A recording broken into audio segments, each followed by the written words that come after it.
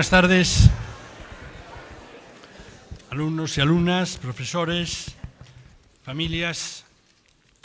Bienvenidos a este acto con el que inauguramos oficialmente el curso que comenzó hace escasos días. En primer lugar, quiero dirigirme a vosotros, a los alumnos y alumnas del colegio de primero y segundo de bachillerato, que de alguna manera representáis al resto de vuestros compañeros del colegio. Espero que estéis teniendo un buen comienzo de curso, después de unas vacaciones que espero que hayáis disfrutado y que hayáis podido descansar y pasar el tiempo con la familia, con los amigos. El descanso es fundamental para recargar energía y prepararos para el siguiente curso. Vosotros sois el colectivo más importante del colegio y la razón de ser de esta institución. Vuestras familias, profesores y demás personas que trabajan en el colegio tienen un objetivo común, que es ni más ni menos que prepararos para el futuro que os espera. Como refleja el proyecto educativo del colegio, nuestro objetivo es que los alumnos desarrolléis al máximo vuestras capacidades a nivel intelectual, físico, artístico, emocional. Todos deseamos que seáis capaces de alcanzar vuestras metas y para eso trabajamos a diario para brindaros los conocimientos y habilidades necesarias para afrontar vuestra próxima etapa, sea cual sea la que elijáis. Como miembros de una generación que en no tanto tiempo comenzará a tomar decisiones relevantes, en el colegio siempre hemos pensado y seguimos convencidos de ello en la importancia, más allá de lo académico, de inculcaros unos valores éticos que pongáis en práctica en vuestro día a día, tanto en lo personal como en lo profesional. Quiero dirigirme también a vuestros profesores y, como dije, demás personas que hacen posible que en el día a día el colegio transcurra con la normalidad que conocemos, brindando a vosotros, nuestros alumnos, la educación de calidad que se merecen, que os merecéis y por la que sus familias han confiado en nosotros. Gracias por hacer posible entre todos que el Colegio Manuel Peleteiro sea un referente educativo en nuestra comunidad autónoma y en España. Las familias, padres y madres, son también un pilar del colegio, aunque no los veamos aquí en el día a día. Sois vosotros los que decidisteis darnos vuestra confianza para trabajar juntos en un objetivo común, que es el de educar a vuestros hijos.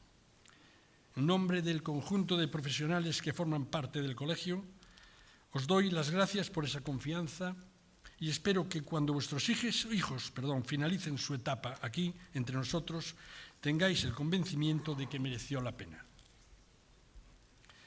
Como ya sabéis, es tradición en el colegio hacer de este acto de inauguración una oportunidad para escuchar a personas que en sus respectivos ámbitos profesionales han conseguido logros significativos. Hoy nos acompaña don Alfonso Cornella, licenciado en Física Teórica por la Universidad de Barcelona, máster en Gestión de la Información por la Universidad de Siracusa, en Nueva York, y posgrado en Alta Dirección de Empresas por ESADE Business School. Participa como profesor invitado en programas de diversas universidades y escuelas de negocio. Fundador de Infonomia y del Institute of Next, empresas de servicio para repensar el futuro de las empresas y las organizaciones con un enfoque especial en innovación del modelo de negocio que tienen ambas sede en Barcelona. Explora constantemente los ecosistemas de innovación internacionales. En la actualidad, además de trabajar en modelos y procesos de innovación, también se enfoca en la curiosidad como ventaja competitiva de las organizaciones y en la formación de profesionales que transforman las empresas. Ha escrito 42 libros, así como cientos de artículos breves sobre innovación, negocios, tecnología, desde la perspectiva de la transformación de las organizaciones. Sus últimos libros son Cómo innovar sin ser Google, un manual de innovación elaborado a partir de lo aprendido en 20 años de práctica profesional, Educar humanos en un mundo de máquinas inteligentes, una propuesta de ideas y reflexiones sobre la nueva educación que necesita nuestra sociedad. Cómo comer cangrejo y no morir en el intento, sobre la transformación de China en una potencia en innovación. Además de otros títulos. Es consultor de grandes empresas del país y ha dirigido más de 120 proyectos de innovación en todo tipo de organizaciones, en especial en el sector privado. Don Alfonso Cornella, es un verdadero honor tenerle con nosotros en el día de hoy. Le agradecemos mucho que se haya acercado a Santiago a estar con nosotros. Tiene usted la palabra.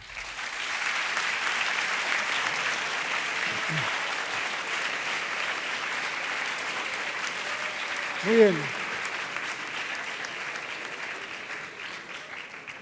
Muchas gracias Luis por esta invitación.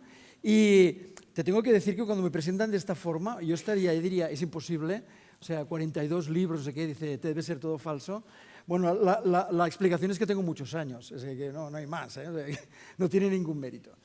Bueno, espero que os lo paséis bien, tanto padres como alumnos, como profesores, porque vengo a explicaros que el mundo está en un momento muy interesante, cosa que puede sorprender desde el principio, porque parece que cuando ves el periódico o miras los medios de comunicación, el mundo se está hundiendo, ¿no? O sea, esa es la sensación.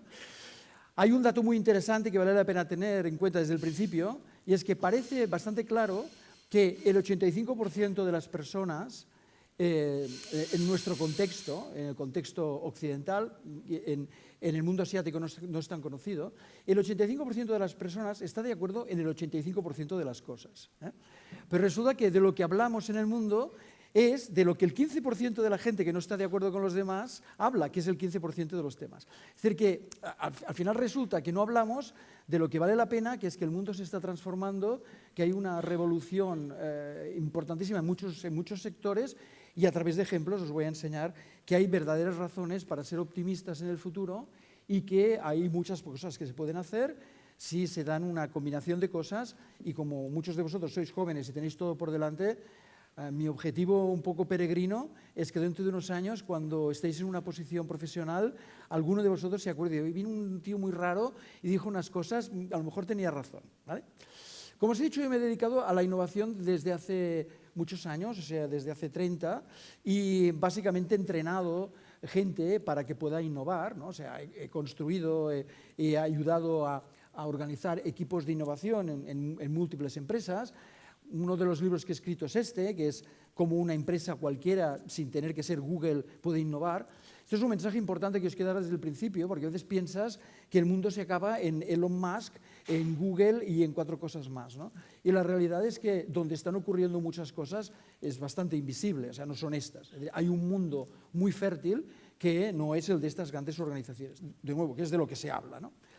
Además, he desarrollado muchos modelos, herramientas, es decir, que, bueno, que voy a hablar a partir de ejemplos de algo que conozco muy bien, que es un mundo en verdadera transformación. Y también aquí, es decir, que a veces pensamos que esto ocurre en China, o ocurre en California, o ocurre, yo qué sé, en Estocolmo, y la verdad es que ocurre en todas partes y tenemos ejemplos, como digo, totalmente globales. Creo que efectivamente el mundo es un mundo muy fértil, es decir, que nunca en la historia habían ocurrido tantas cosas, porque se da esa situación en la que nunca ha habido tanta gente preparada. O sea, nunca ha habido en la historia tanta gente preparada. Por ejemplo, científicos. Pero no solo eso, sino personas con formación universitaria o con formación de otro tipo, pero, digamos, con un elevado nivel de esfuerzo y de contribución.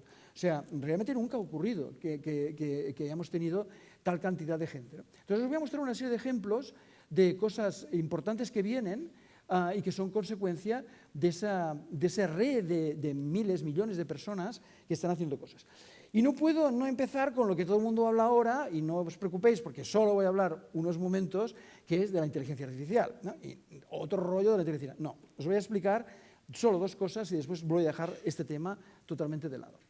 Pero es importante empezar por esto porque es la perfecta fotografía del mundo en el que estamos, en el que hay como una especie de efervescencia, ¿no? O sea, todo el mundo de golpe habla de un determinado tema, ¿no? Se quema un montón de dinero en esa dirección, Es decir, que hay como un momento muy especulativo, un momento incierto en donde no sabemos muy bien si esto va a tener éxito o no. En este momento no lo sabemos, pero al mismo tiempo sabemos que van a ocurrir cosas que van a cambiar el mundo. Y algunas de esas cosas no hablamos. Por ejemplo, viene un mundo de traducción automática que puede literalmente cambiar el mundo. Es decir, el hecho de que yo pudiera estar aquí hablando en mi lengua y vosotros a través de un pequeño auricular escucharlo en alemán o escucharlo, yo qué sé, en persa o escucharlo en chino, es algo muy cercano. Entonces, de este tipo de cosas, de este tipo de aplicaciones, ¿no? de la tecnología más avanzada a posibilidades de cambiar el mundo, hablamos poco. Cambiar el mundo en general para bien, pero para unos cuantos para mal, porque si eres traductor y vives de la traducción, pues tienes que cambiar de negocio. O sea, esto es así. Y hay oportunidades, y se pueden hacer otras cosas, ¿no? De hecho, esta misma semana Apple ha anunciado los nuevos iPods que ya tienen esto. Es decir, ya tienen una posibilidad en determinadas lenguas de hacer la traducción automática. O sea, tienes aquí el auricular, te están hablando en otra lengua, si es de las lenguas que ahora están, digamos, soportando, pues se produce esa traducción automática. Yo he tenido la experiencia no de esto, porque tuve antes, yo estuve en el 2019 en China, 6 semanas, y entonces allí te tienes que mover como puedes, y me acuerdo de un momento fascinante en donde estábamos con un grupo de niños, estábamos en la montaña, no en el centro, digamos, en las ciudades de China, estábamos en las montañas y nos venían montones de niños con los que hablábamos a través del teléfono, ¿no? Entonces hablábamos con el Google Translate, nos habíamos bajado el diccionario, le decíamos algo Google Translate y se lo decía en chino y lo entendía, ¿no? Entonces esto tan primario ahora lo tengo aquí y hablo directamente. Entonces, lo que viene en términos de nuevas industrias como esta, que cambiarán el mundo, consecuencia de la inteligencia artificial, es tremendo. Esta misma semana también se ha anunciado que está explorándose un modelo para poder determinar si efectivamente alguien tiene un riesgo más elevado o menor de tener una determinada enfermedad. Este ejemplo me sirve también para deciros que algunas de las cosas que diré no necesariamente estoy de acuerdo con ellas. Es decir, yo vengo aquí simplemente de pregonero, o sea, voy a mostrar cosas que hay en el mundo, no necesariamente estoy de acuerdo. Esta es muy problemática, ¿no? Porque en el momento en que se puede determinar que tienes una cierta preponderancia a tener una determinada enfermedad, pues las compañías de seguro no te van a querer hacer un seguro, ¿no? Entonces, pero que va a ser posible hacerlo, pues va a ser posible hacerlo, ¿no? O, por ejemplo, en estos momentos, como digo, que hay esas enormes cantidades de inversión, hay verdaderas dudas sobre si nos hemos pasado, ¿no? Hemos invertido demasiado dinero en esto y a lo mejor estamos muy cerca de un bluff, ¿no? O sea, estamos muy cerca de una explosión. Si alguien en la sala, sobre todo los mayores, se dedica a esto, no estoy diciendo que esto es un bluff, estoy diciendo que en algunos casos no lo sabemos, ¿no? Lo que sí sabemos es que hay un montón de dinero enorme, más o menos unos 3 trillones de dólares, los trillones anglosajones son billones europeos, o sea, 3 billones, 3 millones de millones, ¿no? Invertidos en esto, o sea, es una de las industrias de mayor rapidez en cuanto a la generación de inversión, y hay una pregunta sobre si efectivamente esto está yendo mal. Entonces, quiero decir que parte del interés que tiene este futuro que viene es esta incertidumbre constante y cómo sabes manejarte. Y esto lo recordaremos al final porque es una de las características fundamentales de un profesional del futuro, este manejo de la incertidumbre. Fijaros, esta es una empresa sueca, se llama Klarna, es una empresa que inventó una cosa muy obvia, especialmente pensada para jóvenes, que era la idea de pagar por lo que compraban a pequeñas cantidades. O sea, se inventaron, bueno, voy a un Wallapop, voy a una tienda de segunda mano, compro algo por internet y lo pago pues a pequeños plazos, muy pequeños. Esta gente se inventó esto, se inventó la posibilidad de pagar con muy pequeños plazos. Esta gente se vanaglorió digamos, como consecuencia de la pandemia, ¿no? En que había despedido a 700 personas porque las había sustituido por un sistema de inteligencia artificial. Por tanto, mala noticia, ¿no? O sea, algunos de vosotros diréis, bueno, ¿qué futuro me espera, no? Pero es que resulta que este año han dicho, no, nos hemos equivocado, vamos a volver a contratar a personas porque efectivamente lo que pensábamos que ocurría no ocurrió y las personas realmente son interesantes para otras cosas. O sea, hay una parte del trabajo que puede ser sustituido, pero otro que no. Es decir, que cuidado con la inteligencia artificial porque hoy estamos en un punto de inflexión en donde la mezcla de lo que es una máquina y de lo que es un humano va a ser el tema, y de eso hablaré más adelante. Por ejemplo, fijaros, hay un informe muy interesante, especialmente centrado en la transformación de la educación con la inteligencia artificial, que es cómo puedes realmente desarrollar el pensamiento crítico con la inteligencia artificial. O sea, que ahora nos dicen que vamos a estar todos más atontados, ¿no?, como consecuencia de esto, quizás sí, los que se dejen, ninguna duda, o sea, los que se dejen atontar lo serán, pero al mismo tiempo la posibilidad de mejorar tu espíritu crítico con estas herramientas también existe. En cualquier caso, y termino, con la inteligencia artificial, lo que realmente tenemos es que quien está ganando dinero en estos momentos es los que están creando la infraestructura, los que están creando los cables, los servidores, etc. Bueno. Y otro tema del que se habla menos y que va a ser mucho más revolucionario es todo el mundo, se llama la segunda revolución cuántica. No voy aquí a explicaros de qué va, porque tampoco sé tanto, pero si habéis oído hablar de la inteligencia artificial y os habéis sorprendido, prepararos porque esto es mucho más potente, esto es de mucho más calado, ¿no? Si alguno de la sala tiene vocación por la física, o sea, le animo a que vaya por este camino porque, o sea, se abre un horizonte espectacular para los físicos en los próximos años. Fijaros el nivel de inversiones que esto también está generando, es decir, hay una revolución, básicamente en cambiar lo que es un ordenador por otro concepto, otra cosa que computa de una manera totalmente distinta a un ordenador clásico y que permitirá hacer cosas que hoy no se pueden hacer. Por ejemplo, un ejemplo más simple que he encontrado. Tú tienes una industria nada tecnológica, aparentemente, pero muy importante, que es la minería, ¿no? La minería, sacar minerales del planeta, y resulta que esta tecnología tiene problemas de tratamiento de grandes cantidades de datos, de optimización de procesos, y resulta que uno de los campos en donde seguramente se podrá aplicar los ordenadores cuánticos es justamente a cambiar la forma en que se tratan los datos de la minería para poder descubrir de nuevas maneras los recursos fundamentales, especialmente en tierras raras, ¿no? Es decir, que lo que viene es una combinación de tecnología posible, imaginación, etc. Cuidado que estoy presentando ejemplos de tecnología, algunos de vosotros no tenéis ningún interés en la tecnología, todas estas cosas afectan también a los que no tienen interés por la tecnología, porque aquí detrás hay cuestión de procesos, cuestión de personas, cuestión de organización, es decir, cuidado, y también veréis enseguida cuestiones más relacionadas incluso con el arte o con la creatividad humana. Un campo también en donde ya se ve esto, o sea, donde ya se ve que viene una revolución tremenda, es en el caso de la salud, ¿no? La salud es un campo importante porque nos afecta a todos, ¿no? Por ejemplo, si sabéis que en las estadísticas actuales, lo que hoy sabemos, nos dicen que el 50% de los que estamos aquí tendremos cáncer. El 50%. O sea, esto es la estadística actual, de una forma o de otra, ¿no? Entonces, claro, estamos hablando de un tema realmente muy importante.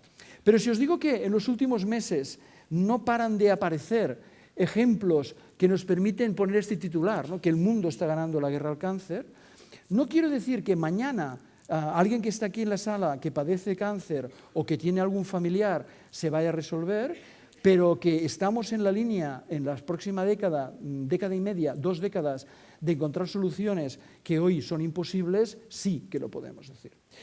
De hecho, también se publicó hace escasamente una semana, el 2 de septiembre, un avance muy importante en la determinación de cómo prevenir el cáncer, o sea, cómo realmente evitar que el cáncer ocurra a partir de descubrimiento de cómo las células, determinadas células se cargan otras células y extienden la enfermedad. Es decir, que es impresionante, o sea, es impresionante el nivel de, como digo, de conocimientos y de aprendizaje, ¿no? Y además resulta que hoy se pueden hacer cosas, por ejemplo, los que tenéis vocación en el campo sanitario o médico, que pueden cambiar de manera radical lo que significa llevar la salud a un sitio, incluso a un pequeño pueblo, ¿no? Esto que veis aquí es un estetoscopio inteligente, o sea, es aquel aparato que te ponen para auscultarte, ¿no?, que lo hemos visto desde la infancia, ¿no? Es un estetoscopio que analiza los datos que recibe, o sea, cómo respiras, y puede diagnosticar qué tienes. Es decir, te dice, tienes una neumonía, tienes no sé qué. Esto es un avance muy importante. Esto significa que en un lugar en África, una persona con la mínima formación puede utilizar este aparato y puede escucharlo alguien que está en un lugar pues, donde hay el conocimiento para poderlo aplicar y le puede dar una recomendación de qué puede hacer. Es decir, que esta no es una tecnología que solo afectará a unos en alguna parte del planeta, sino que puede afectar a otros. Y aquí hay mucho tema de organización, de cómo llevas esta salud a cualquier lugar del planeta. O sea, es un tema humanitario, es un tema que no tiene nada que ver con la tecnología, sino con cómo organizas los recursos, ¿no? Para que veáis otro ejemplo, podríamos estar horas hablando de esto, además es un campo que trabajo mucho, en el que trabajo mucho, o sea, hablar de dispositivos médicos es impresionante lo que viene. Por ejemplo, esto es un escáner portátil, ¿no? O sea, algunos de vosotros quizá habéis tenido la mala experiencia de poneros uno de estos aparatos, ¿no? Donde te encierran en un tubo y ahí te hacen un escáner, ¿no? Una resonancia magnética o alguna cosa de esta, es la cosa más, diría, impresionante que te puede pasar, ¿no? Estás ahí, tienes una sensación de claustrofobia. Pues esto es un aparato que, como veis, va al sitio. O sea, la idea es, está especialmente pensado para niños, ¿eh? O sea, tienes una instalación pediátrica en un hospital, hay que hacerle un escáner, pues el escáner va al lugar en donde está el niño y no al revés, ¿no?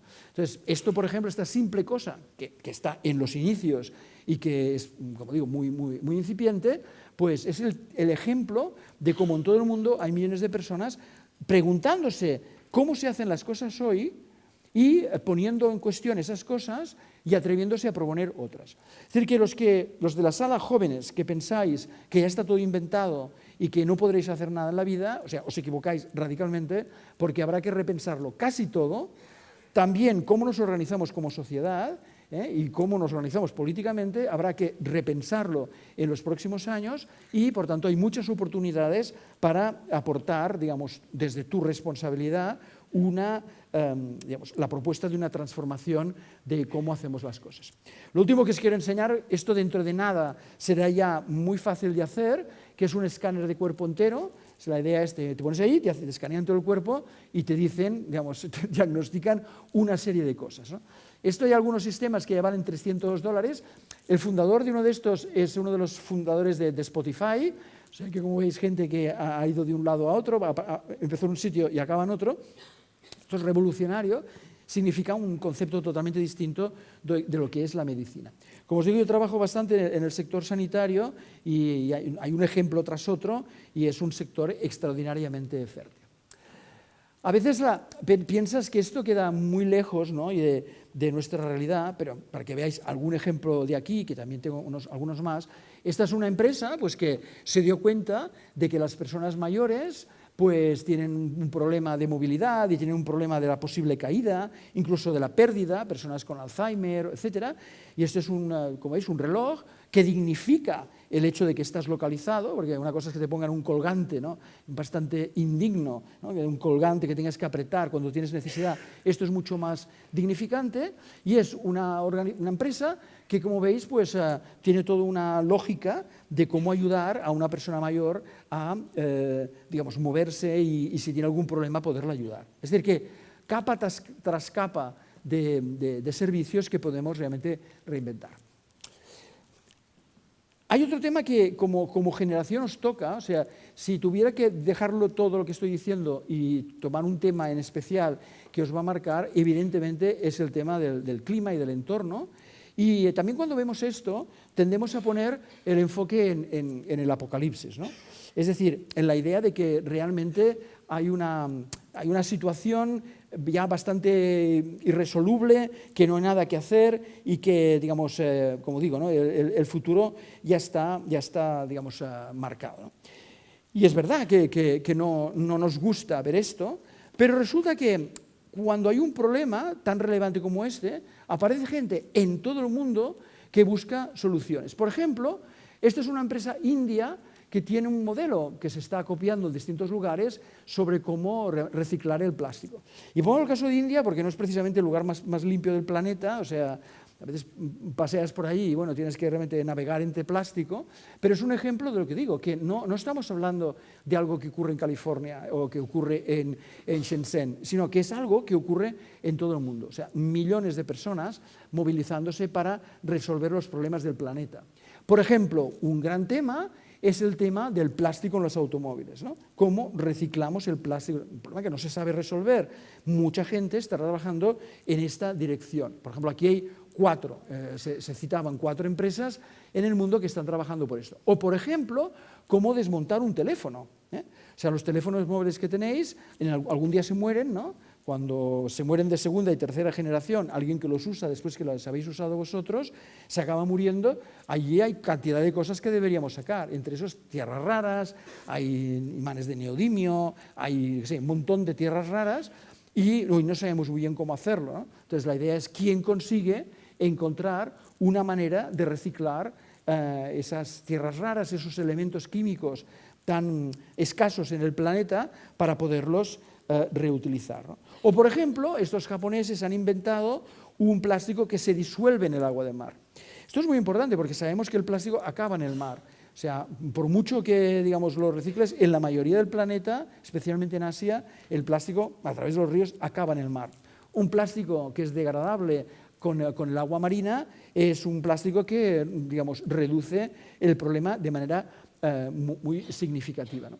Esto es un estudio hecho en el supercomputador en Barcelona, en el que básicamente lo que están intentando, y lo pongo como ejemplo de físicos, biólogos, químicos, genetistas, o sea, cantidad de gente de distintas disciplinas está intentando entrenar, ¿no?, a determinadas bacterias para que se coman el plástico. O sea, hoy sabemos que hay unas bacterias que se comen el plástico, o sea, las hay, existen, pero la idea es que no son precisamente fáciles de desarrollar. Tenemos que entrenar a otras que son muy frecuentes para que consigan aprender a comerse el plástico. O sea, este tipo de cosas están pasando, ¿no? Y de nuevo, insisto, necesitas aquí gente de muchos ámbitos distintos y también de organización de equipos y también de personas y también de estímulo de la creatividad. Es decir, cualquiera de vosotros, independientemente de vuestro talento y de vuestro interés, pueden participar en este tipo de organizaciones que quieren realmente resolver los problemas del mundo, ¿no?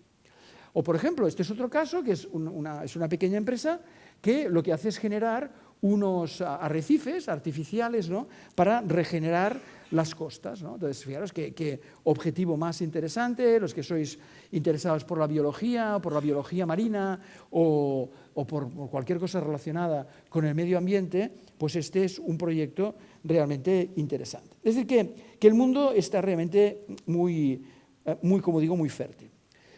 Hay un caso que a mí me interesa especialmente porque pienso que si tuviera que resumir al final cuáles son las dos cosas que van a ser importantes para una sociedad, una os afecta directamente, y lo digo y lo he dicho en varias ocasiones, una es la educación, o sea, una sociedad sin educación está totalmente perdida, no puede hacer nada en el futuro, pero el segundo término es la energía, o sea, si no hay energía tampoco hay nada. Entonces ese tándem educación y energía es fundamental. Y en energía están ocurriendo cosas increíbles, ¿no?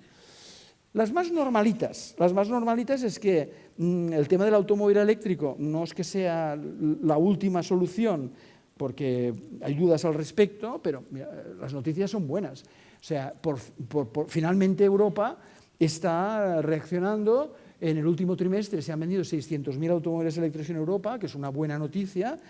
Primero porque los chinos dan presión, pero después porque las compañías europeas están empezando a reaccionar y están empezando a poner vehículos eléctricos en el mercado.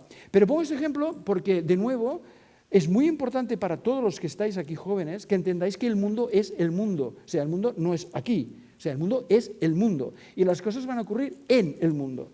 Y, por tanto, moverse y tener la voluntad de vivir un tiempo en otro lugar del mundo va a ser fundamental. Y otro lugar del mundo no es necesariamente Estados Unidos o no es necesariamente Europa, sino otros lugares del mundo.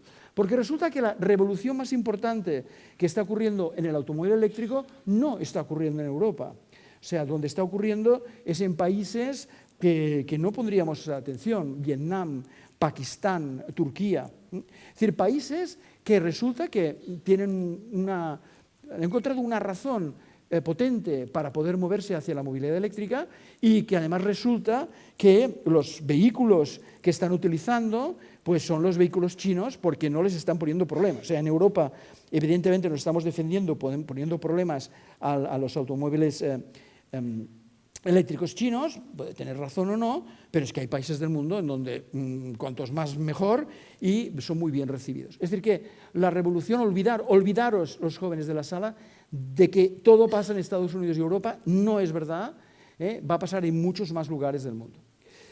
Y para que veáis también cosas que son en un primer momento sorprendentes, pero que se van a convertir en realidad, esto de aquí, que es una empresa sueca que está repensando lo que es, como veis, una pequeña nave, ¿no? Un pequeño barquito, es un barquito eléctrico con esta especie de alas, ¿no? Es decir, que tiene una aerodinámica, digamos, muy superada, se llaman Candela.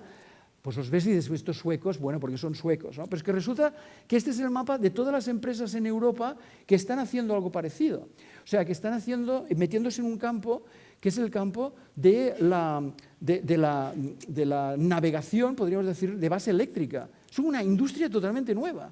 Es decir, ya no es el motor fuera borda de gasolina, sino que es, digamos, un concepto totalmente distinto.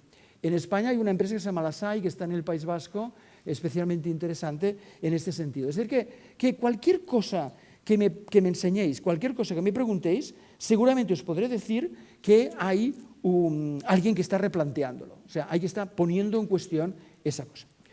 Otro de los casos interesantísimos que vienen es, evidentemente, el tema de la autosuficiencia, ¿no?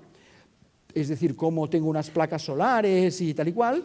Esto está muy bien, pero es que lo que viene es más potente, porque lo que viene es no solo que tú generes la energía, sino que tú la almacenes. O sea, el problema hoy no es el generar energía, sino cómo la almacenas, ¿no?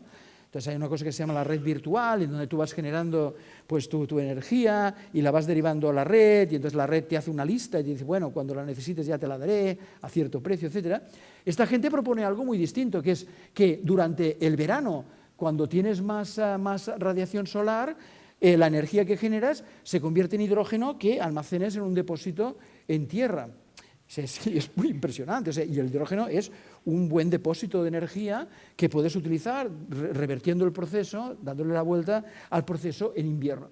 Es decir, que gente inteligente replanteando cosas está, digamos, el mundo totalmente plagado. No quiero ponerme mucho en el tema de la energía solar, porque cuando hablamos de la energía solar parece que ya esté todo perdido y que la solución la tienen los chinos, y es verdad, o sea, nadie puede competir con ellos en la fabricación de las placas solares. Esta es una planta solar con 5 millones de paneles, o sea que podéis imaginaros, ¿no? Entonces, muy modelo chino. Por tanto, ¿no podemos hacer nada? Pues sí que podemos hacer, porque aparecen estos noruegos que dicen, no, es que hay una oportunidad que es poner las placas en vertical. O sea, las placas normalmente las tenemos así de lado, eso representa que tiene una estructura de soporte, que pesa, que es complicada, que hay que montarla. Resulta que es mucho más eficiente, desde el punto de vista del montaje y de limpiarlo, ponerlos en forma vertical. Es decir, más fáciles de poner, más baratos de poner y más baratos de mantener. Y son noruegos. Es decir que, de nuevo, en cualquier lugar encontramos gente que está haciéndose una pregunta para poder cambiar cómo son las cosas. Sin querer meterme mucho más en esto, solo tengo un bloque más de ejemplo que quería compartir con vosotros. Hay una palabra que se va a convertir también, creo, en fundamental y que os parecerá que ya es muy conocida, que es el de infraestructuras, ¿no? Es decir, que este hombre aquí que dice de nuevo, pero es que esto va a tener una importancia muy grande. Hablamos de infraestructuras y, bueno, de enseguida nos viene a la cabeza pues, el tema de los trenes y las carreteras y la infraestructura eléctrica, pero es que van a aparecer muchas más y además van a ser distintas y con otro tipo de impacto. Por ejemplo, ya que estoy en el tema de los trenes, sabéis que ahora hay una, bueno, no sé si lo sabéis, pero comparto con vosotros que hay un interés creciente por reducir, ¿no?, el impacto ambiental de las líneas aéreas, especialmente en Europa. O sea, no nos vamos a poder permitir el nivel de contaminación aérea que tiene Europa y, por tanto, volver a los trenes, ya lo estáis experimentando, pero ¿qué ocurre con los trenes nocturnos, ¿no? O sea, esta es la red europea actual de trenes nocturnos, o sea, trenes que tomas por la noche y por la mañana llegas a un determinado sitio. España está muy mal en esto, o sea, de hecho no está, como veis. Es decir, este es un campo en el que realmente hay mucho que hacer, pero el resto de Europa están empezando a aparecer cosas, ¿no? Como digo, de los trenes nocturnos. Imaginaros qué revolución representaría esto, ¿no? Que tomes un tren en una ciudad europea y llegues a otra. Pero si queréis más, este es el proyecto Starline, que como veis tiene un aspecto como de líneas de metro, que la idea loca es hacer con líneas de alta velocidad el equivalente a una red de metro. O sea, la idea es que yo tomo un tren de alta velocidad, pues yo qué sé, ahí lo pone, en Nápoles, ¿no? Y acabo en Helsinki. Es decir, bueno, la línea es esa, ¿no? Pero te puedes parar en muchos lugares. O sea, imaginaros que representaría en Europa el que estas redes de alta velocidad se coordinaran de tal forma que fuera tan fácil para moverse de un lado a otro en tiempos que pueden ser como mucho 6-7 horas en las distancias más largas, ¿no? Esto que veis aquí es la misma idea, pero en transporte de mercancías. Es otro proyecto de la Unión Europea, es se llama TTN, es la línea comercial, que tiene también digamos, el objetivo de mejorar, ¿no?, el movimiento de las mercancías en Europa.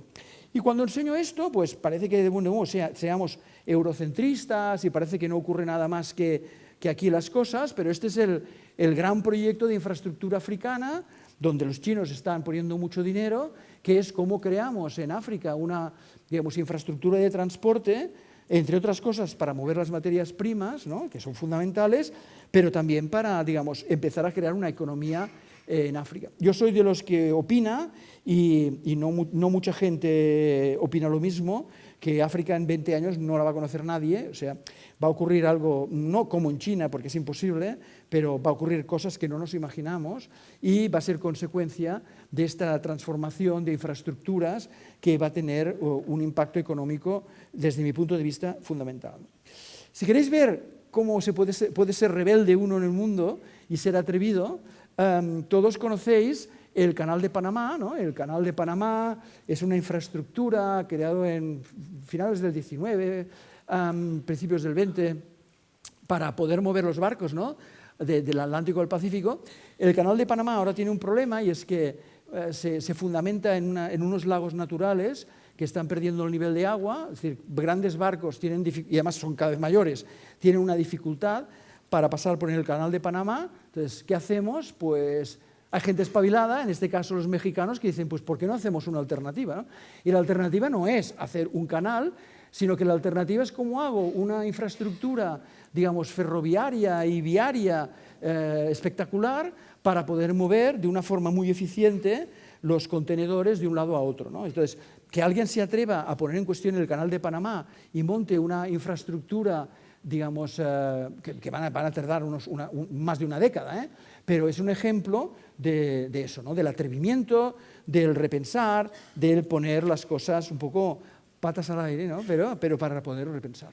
Algunos de vosotros, estoy convencido que alguno de vosotros trabajará en lo que ahora enseñaré, que es quizá el ejemplo más drástico que puedo daros de las nuevas infraestructuras que vienen, ¿no? Todos sabéis que la inteligencia artificial y los ordenadores en general requieren de la nube, ¿no?, que es una cosa en la que hay los datos, ¿no?, y que no sabes muy bien dónde está físicamente. Físicamente están en un sitio, son unas grandes granjas de ordenadores, ¿no?, que consumen mucha energía, que tienen un problema tremendo de refrigeración, como refrigeras esa cantidad enorme de procesadores. Por tanto, hay una infraestructura que es la nube, pero resulta que hay alguien que muy inteligentemente se plantea si podemos darle la vuelta a esto, ¿no? Y alguno de vosotros seguro que trabajará en este concepto, que es la idea de la nube en órbita. O sea, ¿por qué no ponemos todos estos servidores en órbita, ¿no? Porque allí podemos tener digamos, la radiación solar que llega directamente, y además las temperaturas, estamos hablando de temperaturas, pues que sé, evidentemente muy bajas, ¿no?, porque estás en el espacio. Entonces, que alguien hoy se atreva a plantear algo tan drástico como una infraestructura de los servidores que van a manejar los datos del planeta en órbita, estoy absolutamente seguro que alguno de vosotros podrá trabajar en algo parecido a esto, porque es uno de los campos que va a avanzar más en los próximos años, Es decir, que el mundo está muy atrevido, el mundo está muy fértil, y he puesto muchos ejemplos de tecnología Pero ahora quiero plantearos algo un poco distinto, y es que hay otro tipo de problemas, que son problemas más de orden social, ¿no? De orden más que tiene que ver con los humanos, en los que hay también muchas cosas que hacer, ¿no? Sabéis que si sale un problema, digamos, que podamos destacar sobre vosotros, vuestras familias y el colegio, es la relación con las pantallas. Es que tenemos aquí un conflicto, ¿no? Si dedicamos mucho tiempo, ¿no?, a las pantallas. La verdad es que empieza a ser bastante conocido que el nivel de manipulabilidad, ¿no?, de esto es tremendo. Es decir, la gente piensa lo que algunos quieren que piensen, la gente vota lo que algunos quieren que vote, y la gente se comporta de una determinada forma porque alguien lo determina, ¿no? Y esto está bastante estudiado. De hecho, no sé si habéis visto nunca lo que es una granja de bots, ¿no? Esto que veis aquí es un simple ejemplo de paneles donde hay miles de teléfonos. Estos teléfonos no son teléfonos, o sea, cuando alguien manipula las redes hoy, no lo hace desde un ordenador poniendo software, lo hace desde teléfonos físicos que mimetizan una persona, o sea, es como si fuera uno de vosotros, que está allí y, digamos, sí que recibe una instrucción de cómo comportarse en la red. Es decir, que no creáis que las redes son consecuencia de humanos que dicen lo que piensan. O sea, esto no es así, ¿eh? O sea, la mayoría de cosas están manipuladas por determinados intereses. Hay dos conceptos, que es el dark money y el dark tech, o sea, la energía, digamos, el dinero negro y el oscuro y la tecnología oscura, que está muy detrás de estas cosas, ¿no? De hecho, se hizo recientemente un estudio, que si no recuerdo mal, en Holanda, en donde se creó una red social en donde no había humanos. O sea, una red social en la que todos los participantes eran bots de estos, ¿no? O sea, teléfonos con un software autónomo, ¿no? Y el resultado es que se replicaban exactamente los mismos problemas que en una red social con humanos. Es decir, lo mismo. Es decir, había unos que dominaban, otros odiaban a los que no decían lo mismo. Es decir, se ponía un comportamiento como muy extremo. Y el estudio que hizo esta gente demostró que el problema de una red social no es que seamos los humanos, sino que son las redes de la red social, las leyes, ¿eh? Es decir, si la ley es dar importancia a lo más extremo, entonces el resultado es el que es el extremismo, ¿no? Y es que, digamos, la gente, digamos, está allí con posiciones totalmente opuestas, y no es consecuencia de que seamos humanos, es consecuencia de las leyes que dominan una de estas redes, que es, digamos, que se llama la involucración extrema. Claro, esto lo que nos preocupa es, y qué vamos a hacer, ¿no?, sobre todo con los niños, ¿no? O sea, con todos, cuando pongo aquí children es todos, o sea, ¿qué vamos a hacer con los humanos, ¿no? ¿Qué vamos a hacer? Se pide, ¿no?, que haya una restricción en el acceso a los teléfonos. De hecho, todavía no está, lo que voy a decir, cuidado, porque tomarlo con pinzas, pero algunos estudios que se han hecho sobre la potencial correlación entre la aparición de las redes sociales y su crecimiento y el aumento del suicidio en adolescentes, muestra que hay esa correlación. No estoy hablando de causa y efecto, no se sabe todavía, pero fijaros que ha aumentado de manera significativa. Siguen suicidándose más hombres que mujeres en el mundo, pero lo que ha crecido más es el suicidio de mujeres, ¿no?, sobre todo jóvenes. Es decir, que tenemos un problema mayúsculo de entender el efecto de estas redes en nosotros, en los humanos.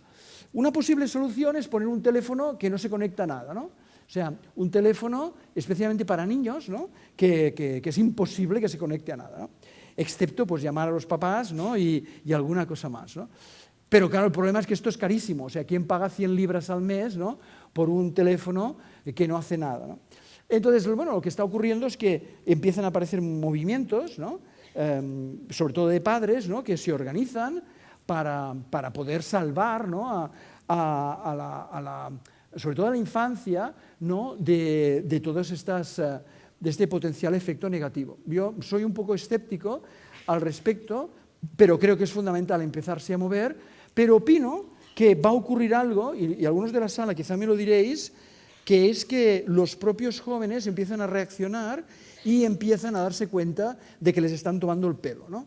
Y que su salud mental depende de realmente no estar tan ligado a las pantallas. Yo estoy convencido que ahora no es lo que toca, pero en un tiempo razonable, o sea, los más inteligentes de vosotros y los más, digamos, interesantes serán los que están menos conectados. O sea, ese sí, o sea, por una razón simplemente del atontamiento al que lleva una excesiva dependencia de las pantallas. Y el año pasado, en Inglaterra, se preguntó a miles de jóvenes, y fijaros que el resultado es que la mitad dijeron que preferían un mundo sin Internet. O sea, preferían un mundo que no tuviera esa presión, y básicamente decir que el 70% se encontraban peor cuando utilizaban las redes sociales, y la mitad de los que se entrevistaron, 16 a 21 años, estaban de acuerdo con un toque de queda digital. Es decir, que a partir de una determinada hora las redes no funcionarán. Es decir, que ya no está solamente el tema de que me van a prohibir utilizar el móvil, sino que hay otras muchas cosas más interesantes que hacer, ¿de acuerdo? Y que los propios jóvenes pensamos que pueden empezar a reaccionar. Se empieza a ver más en los Z más jóvenes, seguramente algunos de vosotros, en los que vienen después, ya andamos por descontado. De hecho, sabéis, las editoriales, por ejemplo, tienen ahora muy claro que de los grupos que más leen son los Z jóvenes. O sea, los jóvenes, algunos de vosotros, leen más que los millennials, que son sus hermanos mayores. Es decir, que van a pasar cosas con el término de las pantallas. Entonces, esto me lleva a la segunda parte, y es la más importante y con la que iré terminando dentro de unos momentos, que es que detrás de todo este fenómeno, como digo, de la creatividad humana, de encontrar nuevas soluciones a problemas, desde la tecnología, desde la organización, desde las personas, desde la salud. O sea, hay montones de gente queriendo hacer el mundo mejor, pero montones. Nos damos cuenta de que la base de todo esto es algo que tenemos muy poco conocido, que es la curiosidad humana. Yo escribí hace unos años un texto que era este, que es Educar humanos en un mundo de máquinas inteligentes, y que allí hacía la reflexión sobre si es verdad que venían máquinas inteligentes, qué rol teníamos los humanos, o sea, a qué nos íbamos a dedicar. Esto está escrito hace unos años y ahora es el tema, digamos, que sale muy frecuentemente, ¿no? La pregunta de qué oportunidad tenemos. Pues creo que hay un consenso creciente de lo que se va a tratar es de dar más relevancia a las características humanas que son difíciles de replicar en una máquina, entre ellas la curiosidad.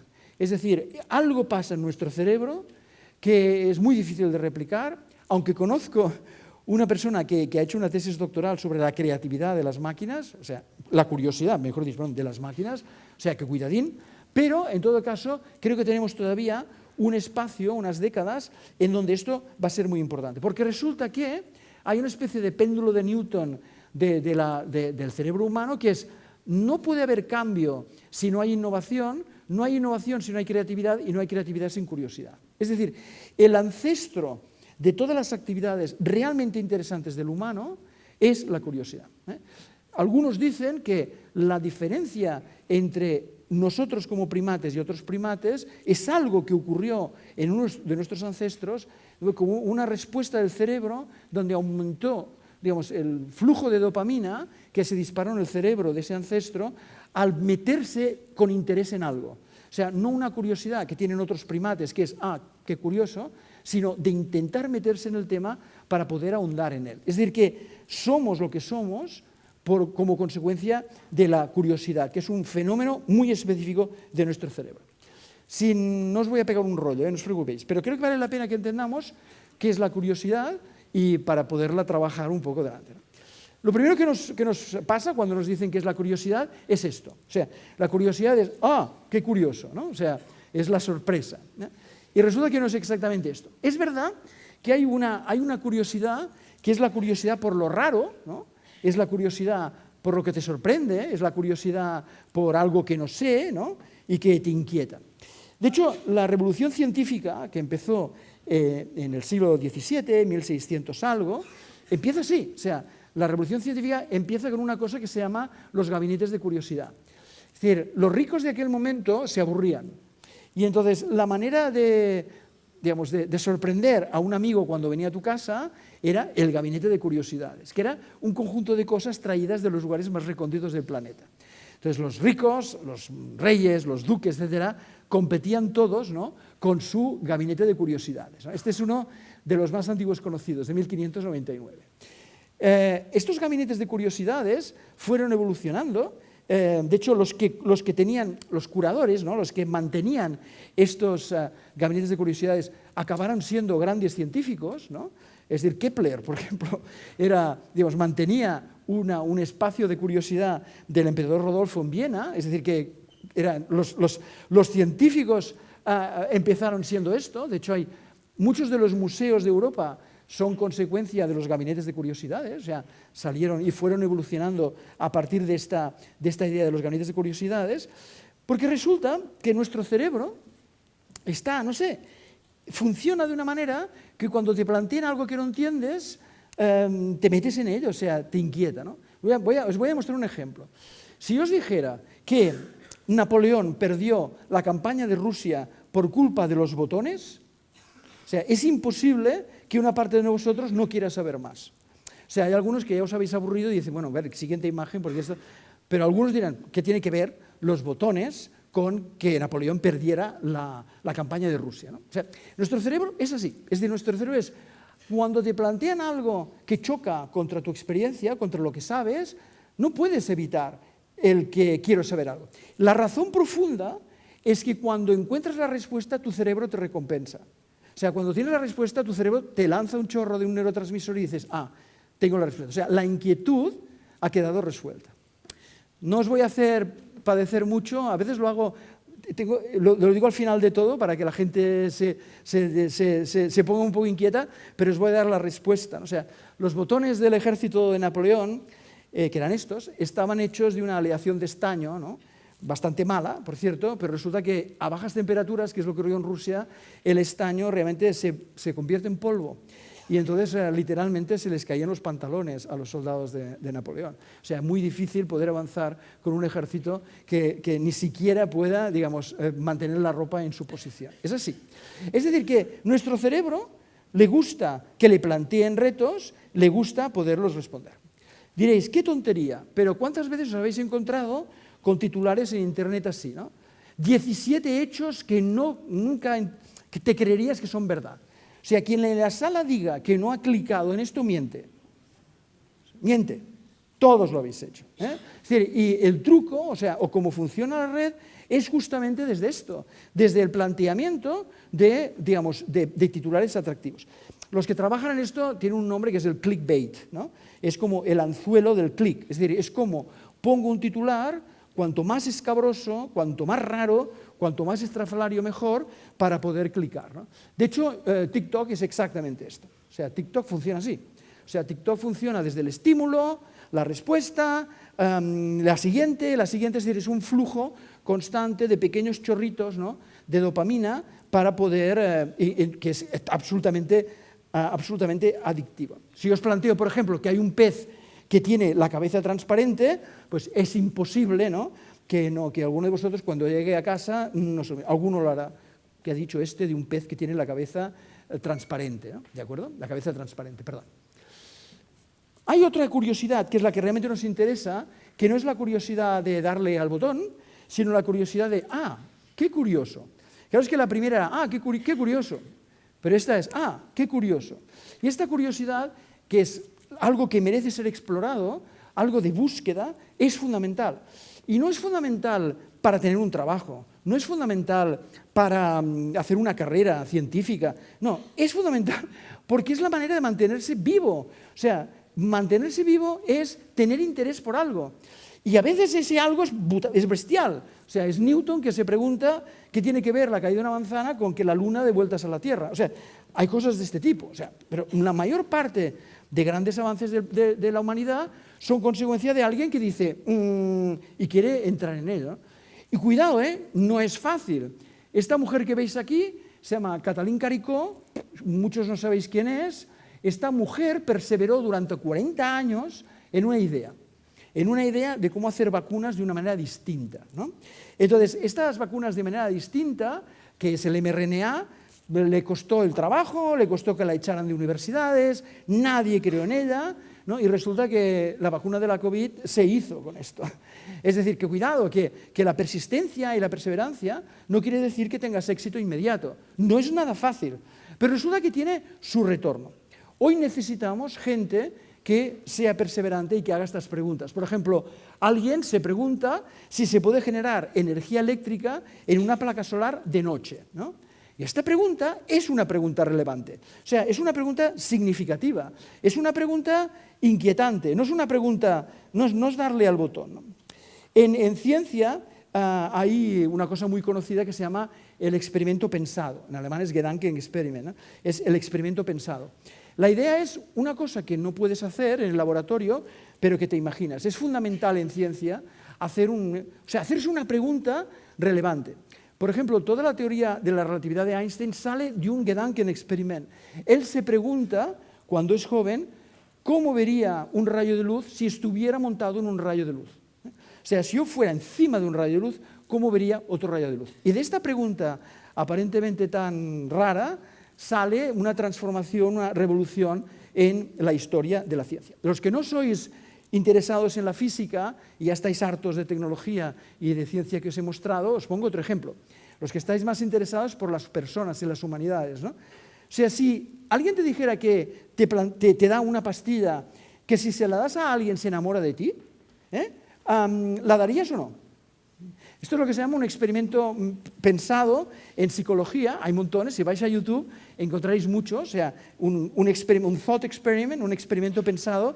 Hay montones, ¿no?, para entender cómo funciona el cerebro humano desde un experimento pensado, ¿no?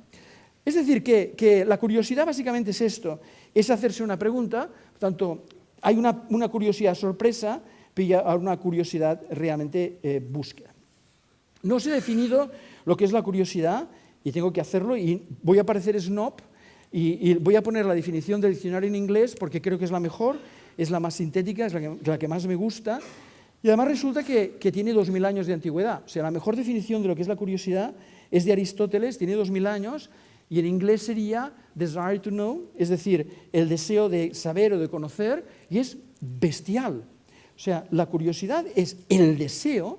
Y el deseo es algo muy psicológico, muy emocional, de saber, que es algo muy racional. O sea, es esta mezcla fantástica de la curiosidad es no puedo no entender algo. O sea, quiero meterme, sea la nube esta que os he enseñado, sea cómo educar mejor a un niño, sea cómo ayudar a una persona mayor a ser más feliz. Me da igual, pero cómo te planteas una pregunta y quieres conocer más sobre esa pregunta, quieres profundizar y quieres acabar siendo útil.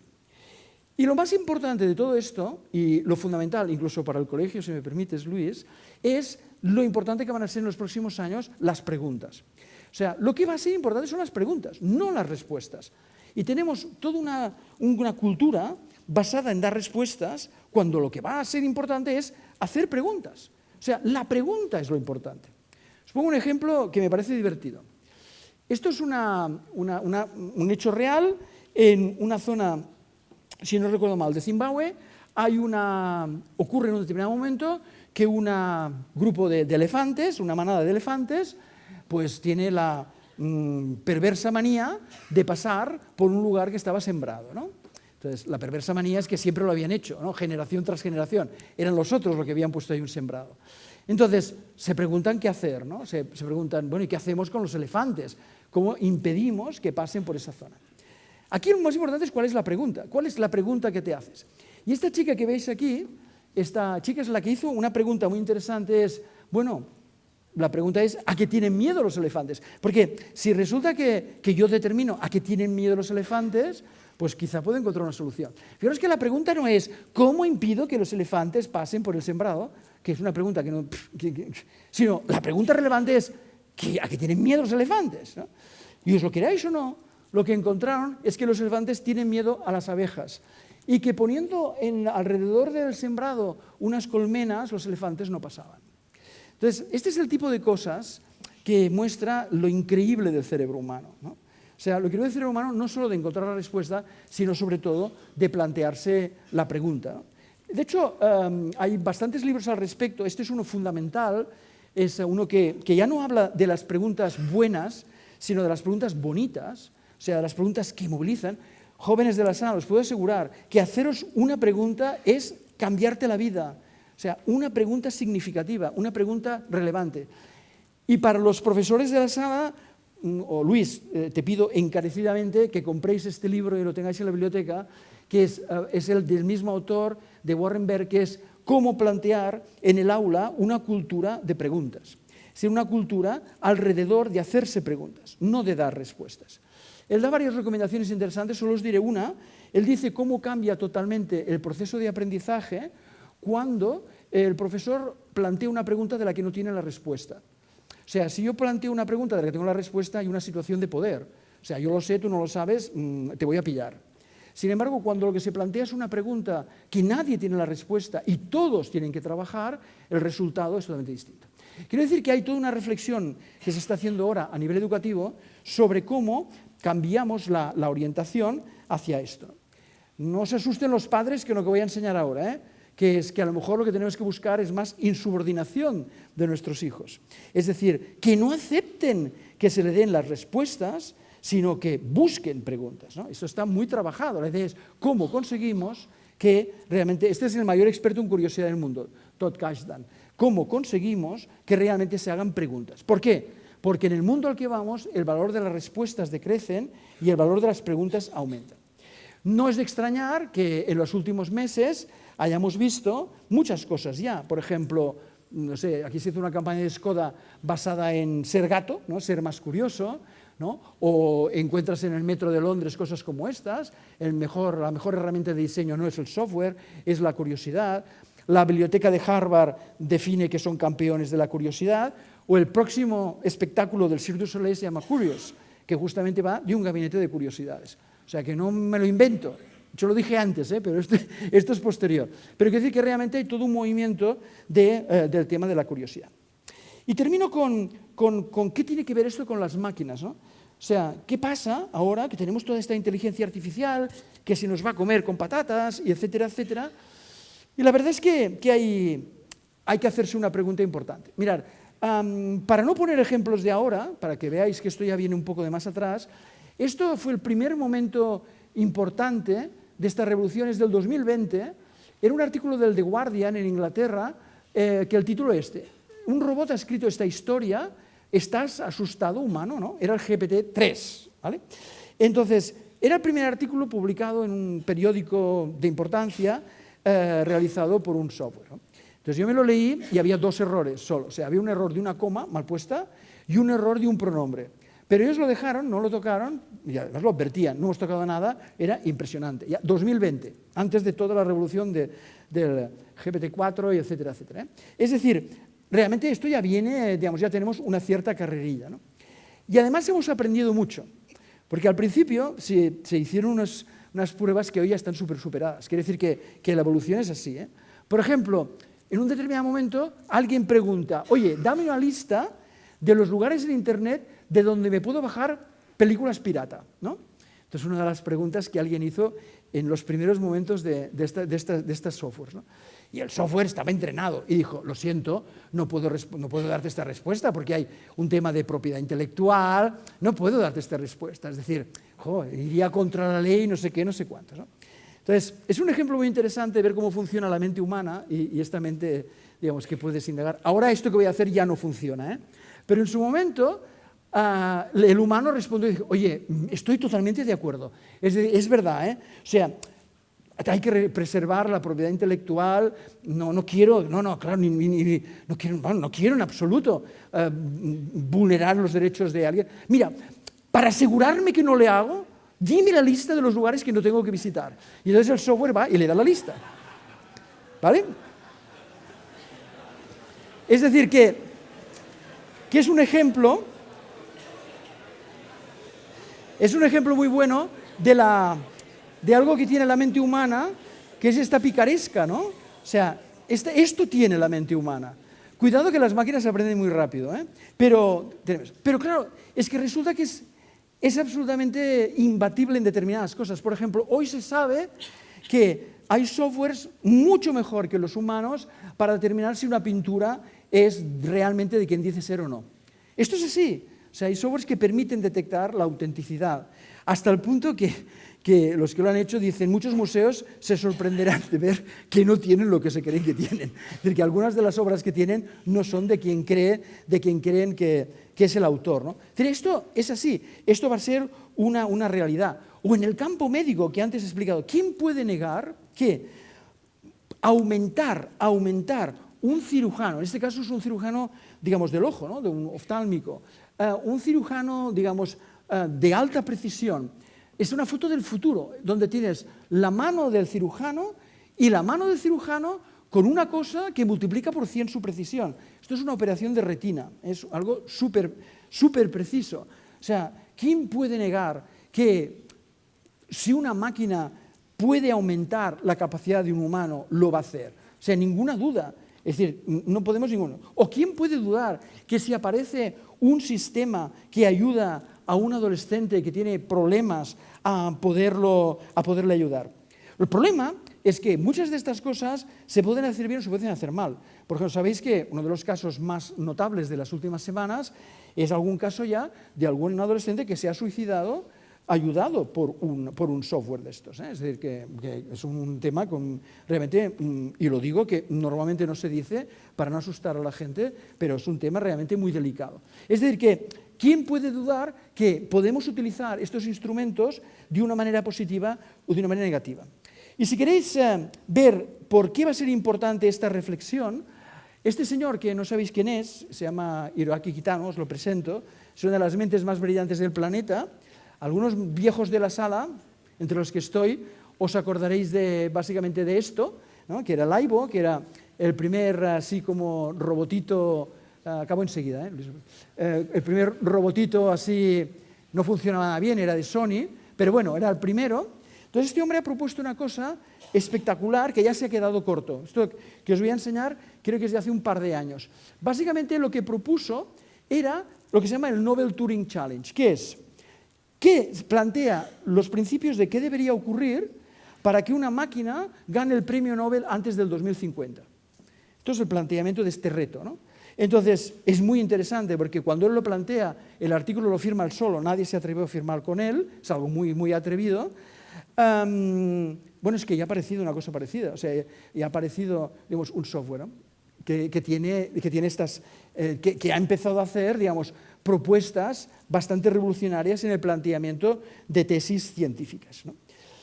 Entonces, ante esto, por tanto, ante este reto, lo que está clarísimo es que en un mundo de máquinas inteligentes, la única o la más importante opción de los humanos es ser humanos.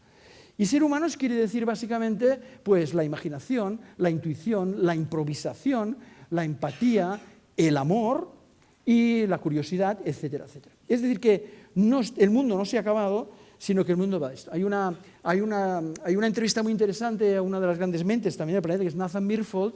Este hombre fue el CTO de Microsoft durante muchos años, hizo una fortuna con ello, hizo el doctorado en física con Stephen Hawking, o sea, una personalidad, y fijaros el titular, todas las cosas buenas del mundo son hijas de la pasión, pero cuando le preguntaron al final el ingrediente fundamental de su vida, dijo, sin duda, la curiosidad. Dice, porque puedes ser muy inteligente, pero si no tienes curiosidad, tampoco la usas. Es decir, que la curiosidad se convierte en algo fundamental.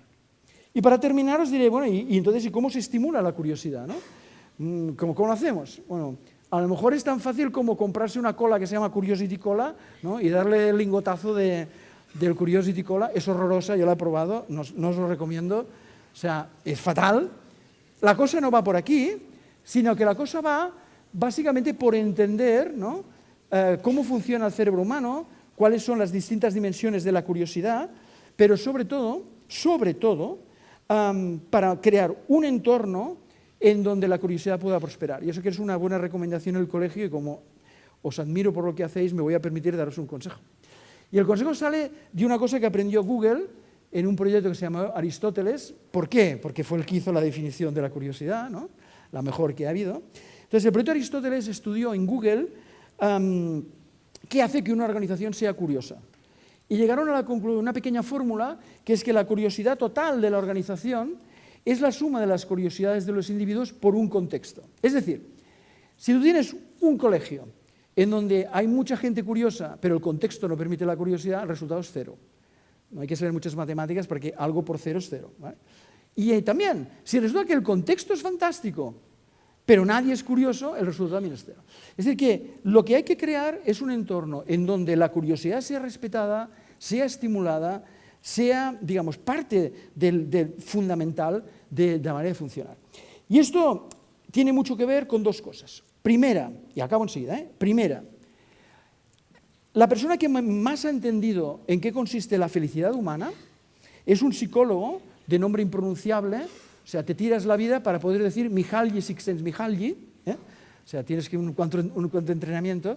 Este hombre es el que mejor, creo, ha entendido en qué consiste la felicidad humana. Perdón, como sois muy jóvenes, me vais a permitir hacer de abuelito y deciros el secreto de la felicidad humana. Luis, antes estábamos de acuerdo que el éxito de una persona es ser feliz y transmitir felicidad a los demás. Cuando él estudia la felicidad humana, se da cuenta de que es algo relativamente sencillo, que es una relación entre los retos que te propones y las habilidades que obtienes. Y él dice, el secreto es darte pequeños retos que puedas responder. Si te planteas un reto muy grande, te angustias. Si te planteas un reto muy pequeño, te aburres. Entonces, es un gran arte determinar en cada momento qué reto me planteo y cómo consigo la habilidad adecuada para responder a ese reto. Es decir, en lugar de voy a ir a la luna, ¿no? Quizá antes tengo que subir a la montaña que hay al lado. Y tu vida puede ser un crecimiento a partir de pequeños retos que vas superando con las habilidades. Eso es lo que se llama el flujo, ¿no? O sea, en psicología, la psicología, podríamos decir, positiva, habla del estado de flujo como aquel en el que alguien es feliz. Por tanto, la manera de plantearse la formación de una persona es desde la curiosidad, que es, me inquieto por un reto, me inquieto por encontrar cómo resolverlo, sigo, y de esta forma voy creciendo. Esta es la primera, digamos, recomendación que os puedo dar.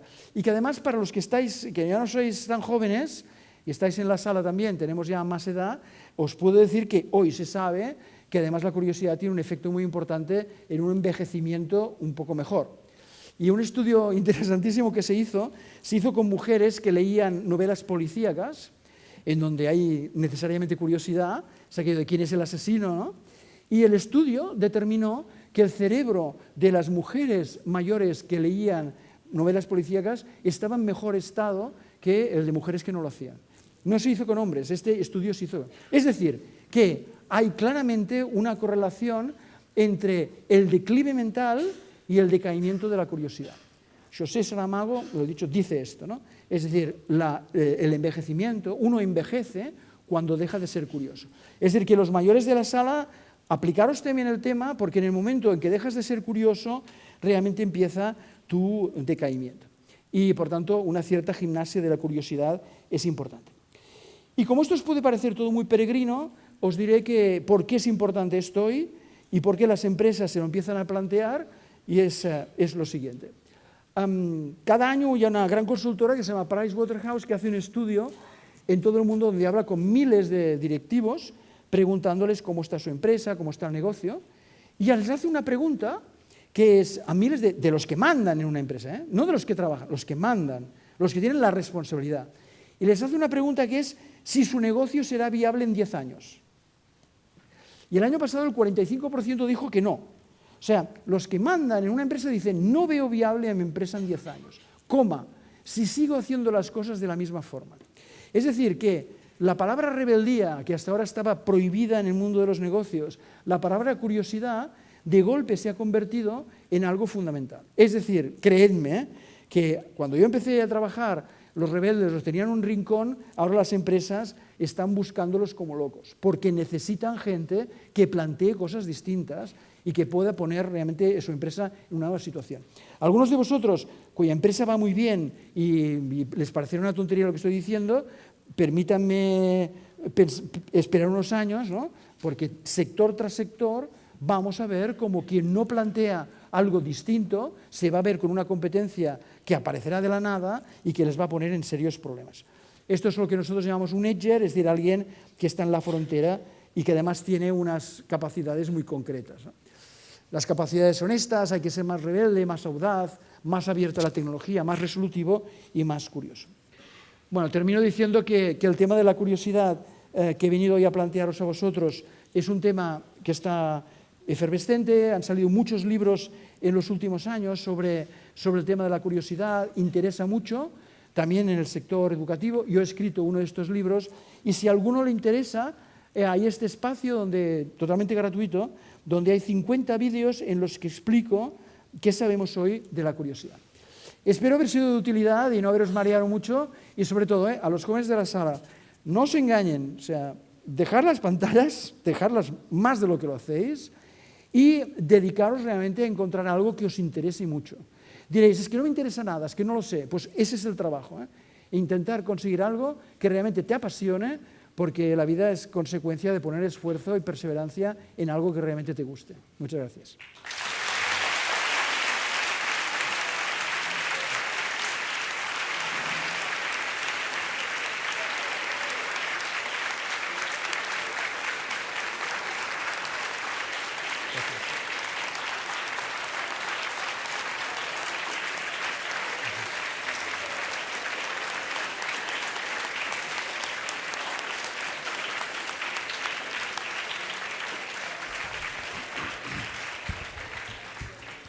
Estoy seguro de que muchos de vosotros tenéis preguntas y os encantaría hacer alguna pregunta y seguro que Alfonso Cornellá estaría encantado de responderos, pero lo cierto es que no tenemos tiempo. Sabéis que dependemos de unos horarios y son prácticamente las 6:30. Muchísimas gracias, Alfonso, nos ha encantado tu charla y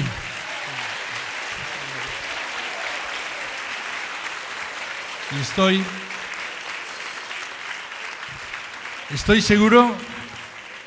seguro que después de esta charla la curiosidad entre los asistentes a esta charla va a aumentar exponencialmente. Muchísimas gracias. Gracias.